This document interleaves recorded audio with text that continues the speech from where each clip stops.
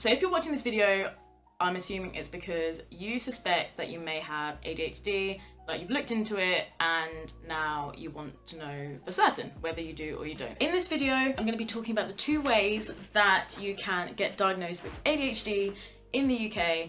So that's the right to choose pathway and the private diagnosis, and then like the shared care. Look in the description box for timestamps so you can like skip to the bits that you're interested in, and we're just going to talk about what each of them are and pros and cons of each. So yeah, let's get into it. Disclaimer, this is only accurate if you live in the UK. Who killing them in the UK? Specifically if you live in England, because obviously there's different NHSs. NHS Scotland and NHS Wales, I think, have different, like the whole right to choose thing works differently there. Essentially, the system for ADHD diagnosis is kind of broken when it comes to adults. There's just nowhere near enough specialists, and the waiting lists are long, extremely long. Like we're talking like 2, 3, 4, 5 year waiting lists. That is an issue because untreated ADHD can lead to like a whole host of other stuff. For example, depression, anxiety, an increased risk of like substance abuse disorder, loads of things. It's not good. But yeah, there's just like not really the resources in this country for adults. In order to get diagnosed quickly, there are 2 pathways that you can go down, and these are what I'm going to discuss today in this video.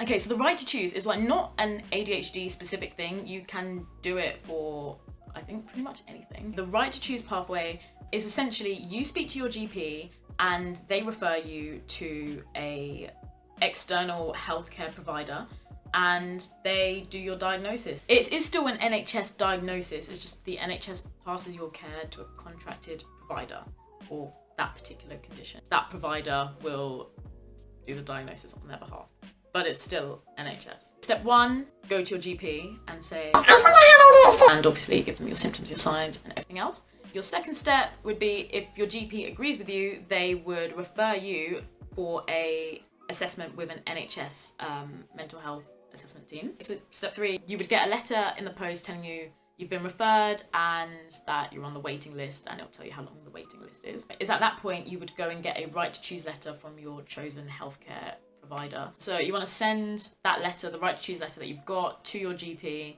email, post, whatever. Put the subject as for my NHS record. Finally, your GP will refer you again to your chosen healthcare provider. So if it's Psychiatry-UK, then they would refer you to Psychiatry-UK. Rather than having waiting times like that are years long, then it will be weeks or sometimes months.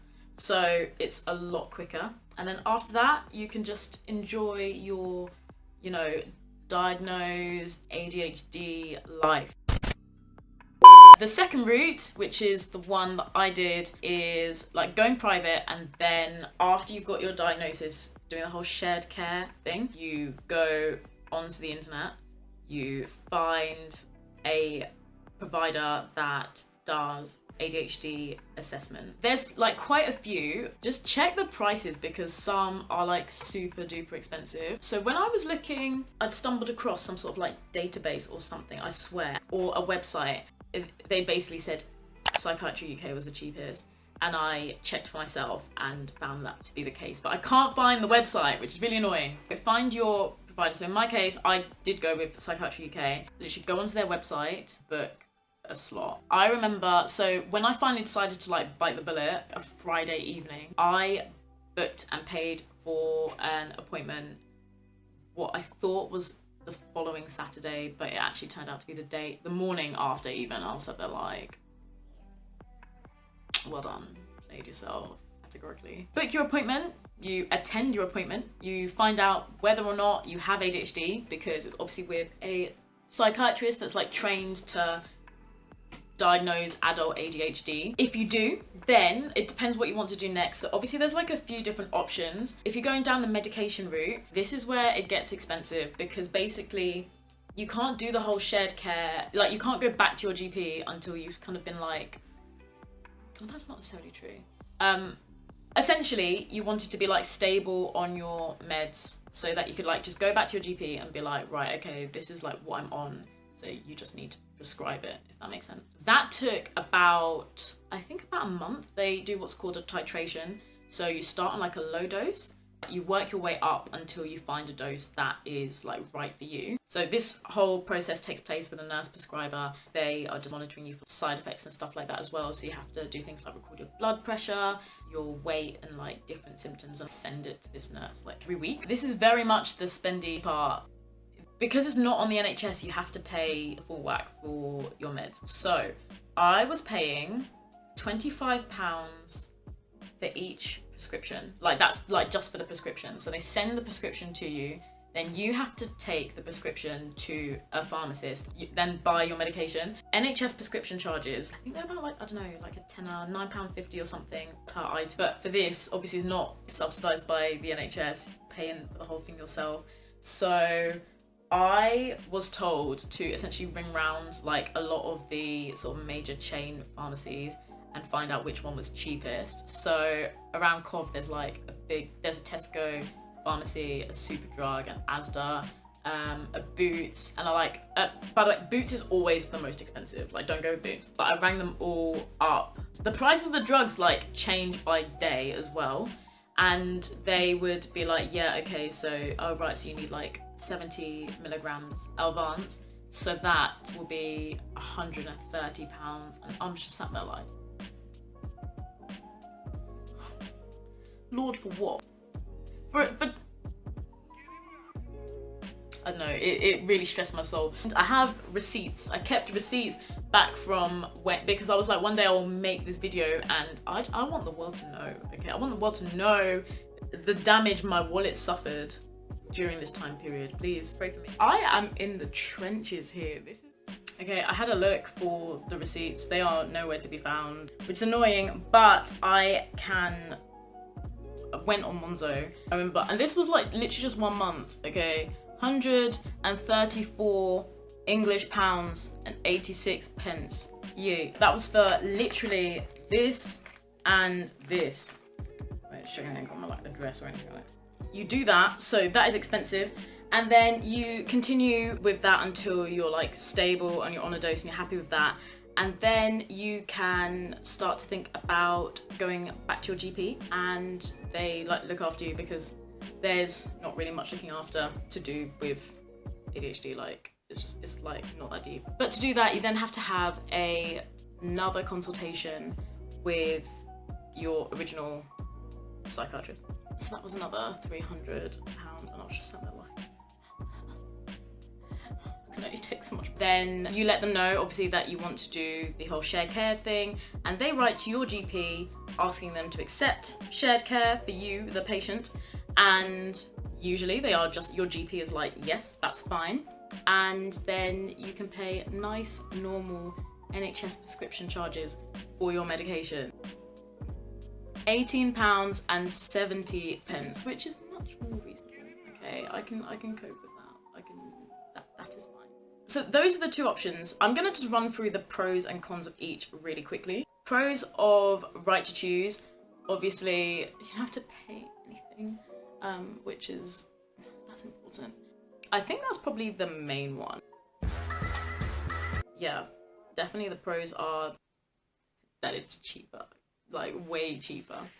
Cons are you can't refer yourself to a healthcare provider. Your GP has to do the referral for you, and so then you have to like convince your GP to refer you. Usually it's not an issue. Some people do experience like difficulty and sometimes even have to like change GP practices, because some GPs are just dinosaurs and don't understand that ADHD isn't just for kids. Maybe certain GPs aren't keeping up with the latest science, because obviously a lot of people do still think that like ADHD is just a childhood disorder. People grow out of it, that if you're not a 7-year-old boy running around super hyper, then it's not ADHD. And obviously we know that these things aren't true, and this is part of the reason why it's so like underdiagnosed in women and girls.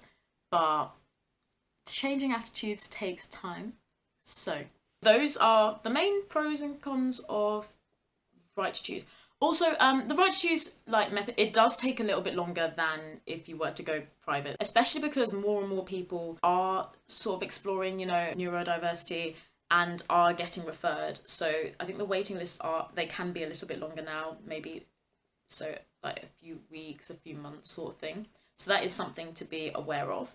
And then private, so obviously the big advantage is that it's super quick and you don't need to beef anyone to get a referral. You can just do all that stuff yourself. And the big disadvantage is chop my money. I can't is the P, is the spending, it's the finance. Sorry, I actually it's thinking about the amount of money was literally traumatic. And also if I had heard of right to choose, then I would have done it that way, but I didn't know that was an option. I really just thought it was this way or the highway, so I didn't know at the time. So I haven't actually ever sat down and calculated how much I spent, but I imagine it was an absolute fortune, because I'm just thinking, so the initial assessment, I think I paid £320. On their website it says 360. Maybe I paid £360, I don't know. So yeah, I paid £360 for the initial assessment, which was an hour. There were questionnaires and stuff they had to fill in before, and get family members to fill in and stuff before, and then you send that all to the psychiatrist, and then you have a chat and they explore your childhood and all the rest of it to work out what's going on and what's the reason for your symptoms. And yeah, Psychiatry-UK, I remember, was by far the cheapest, because there's a lot of different places doing this now. I think some prices that I found when I was looking, so there's the ADHD clinic, which is £1,200. There is also Clinical Partners, which I think was £695. The ADHD Centre, which was £695 as well, and then ADHD 360, which I think was £780. So yeah, Psychiatry-UK was much cheaper. Do look into what they offer though, because some of them will be you pay that amount and then that includes all your medication, all that stuff, so you don't need to pay extra. But yeah, look into it. But I think I'd looked, and definitely Psychiatry-UK was the cheapest. But yeah, that's a lot of money. I actually don't want to think about it, because thinking about it feels violent.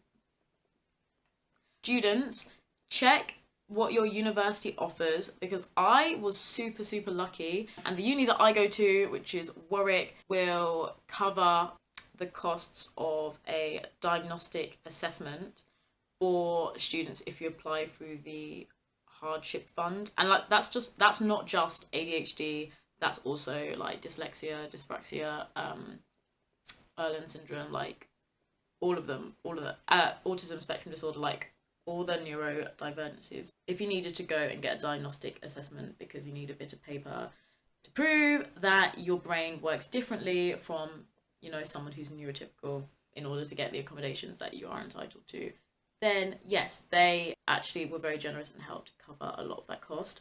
So, because I am broke, I am a broke bitch. So I didn't have, I could not just be dishing out cash to psychiatrists willy-nilly. I did not have the capacity. So check your university and what they offer, because you might also be able to benefit in the same way that I did. Yeah, those are the two best ways to get diagnosed with ADHD as an adult in the United Kingdom, specifically in England. The UK bit was irrelevant. In England is the best way to get diagnosed with ADHD, as in the quickest. Because I feel like the quickest method is, often the best. Not always, but often. I will stick links to all the stuff I have been talking about in the description. And please comment if you found the video helpful. If you didn't find the video helpful, also please comment, because I'm missing stuff out. I would like to know about that, so I can make better videos next time. It's actually getting dark now, so as you can probably tell, I'm gonna end the video here, because I do just like chatting shit. So have a lovely day, week, life, everyone. Thank you for watching. Hopefully see you again soon. Bye.